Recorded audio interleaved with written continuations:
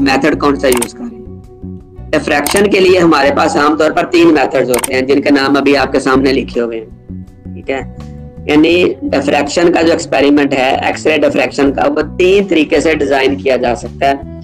एक मेथड जो हम आमतौर पर यूज करते हैं उसको बोलते हैं लावे मेथड, ठीक है।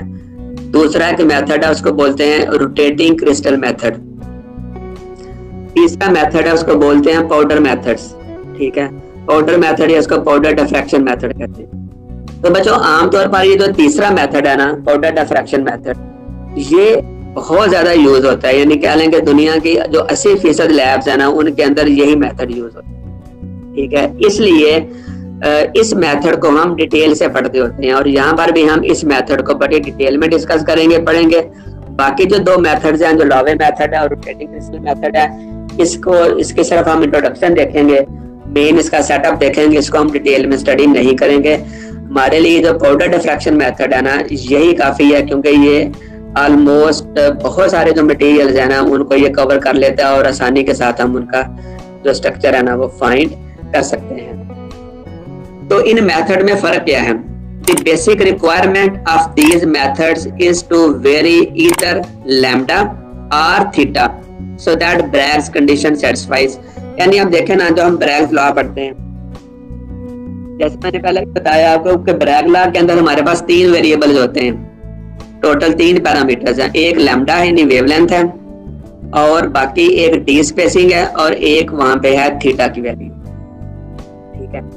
अब उसमें जो 2 पैरामीटर्स है ना, लैम्डा और थीटा, ठीक है, इनमें से हम क्या करते हैं कि एक को हम करते हैं फिक्स और दूसरी को हम चेंज कर सकते हैं।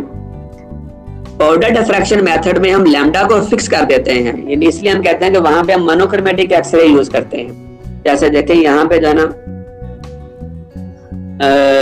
इस स्लाइड में दोबारा से वो लिखे हुए हैं एक्सरे डिफ्रैक्शन मेथड्स। पहला हमारे पास लावे मेथड है, दूसरा रोटेटिंग क्रिस्टल मेथड है, और तीसरा पाउडर मेथड है जिसको हम पाउडर डिफ्रैक्शन मेथड कहते हैं। इनमें फर्क क्या है ये जरा गौर से देख लें कि जो लावे मेथड है ये हमें आमतौर पर जो क्रिस्टल की ग्रोथ ओरिएंटेशन है ना वो फाइंड करने में हेल्प करता है, और आमतौर पर जो सिंगल क्रिस्टल मटेरियल्स है ना उनके लिए ये बेस्ट रिजल्ट देता है।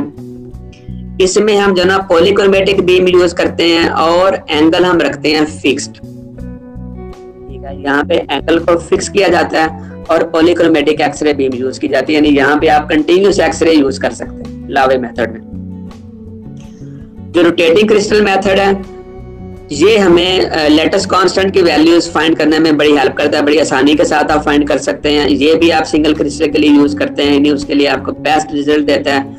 लेकिन इसमें आप मोनोक्रोमेटिक एक्सरे यूज करते हैं और वेरिएबल एंगल, यानी आप एंगल को यहाँ पे वेरी करते हैं। यानी तो दोनों में जो फर्क है यहाँ पे लावे मेथड में और रोटेटिंग क्रिस्टल में वो ये है कि लावे मेथड में हम कंटिन्यूस एक्सरे बीम यूज कर रहे हैं, जबकि रोटेटिंग क्रिस्टल में हम मोनोक्रोमेटिक एक्सरे बीम यूज कर रहे हैं। लावे मेथड में हम एंगल को फिक्स कर देते हैं, जबकि रोटेटिंग क्रिस्टल में हम एंगल को चेंज करते हैं।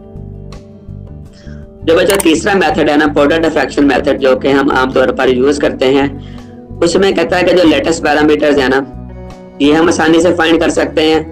जो पॉलीक्रिस्टलाइन सॉलिड्स हैं, यानी जो पाउडर फॉर्म में होते हैं हमारे मटेरियल आमतौर पर, अगरचे ये इसका नाम असल में पाउडर डिफ्रैक्शन है, शुरू में चूंकि ये पाउडर के लिए किया गया था, लेकिन यही जो मेथड है ना असल में आप इस मेथड की मदद से जो बल्क मटेरियल्स हैं, यानी जो थिन फिल्म्स हैं ना, उनको भी एनालाइज कर सकते हैं।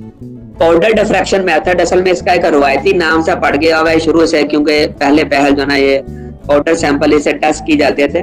लेकिन अब इसी डिफ्रैक्टोमीटर के अंदर, इसी मशीन के अंदर ये फैसिलिटी होती है कि चाहे आपका सैंपल पाउडर फॉर्म में है, चाहे वो थिन फिल्म फॉर्म में है, चाहे वो बल्क फॉर्म में है, तो आप हर किस्म के जो सैंपल है ना वो टेस्ट कर सकते हैं। लेकिन नाम इसका जो ना वो पाउडर डिफ्रैक्शन मेथड है, और इसमें भी हम मोनोक्रोमेटिक एक्सरे बीम यूज करते हैं और वेरिएबल एंगल, यानी एंगल हम यहाँ पे चेंज करते हैं।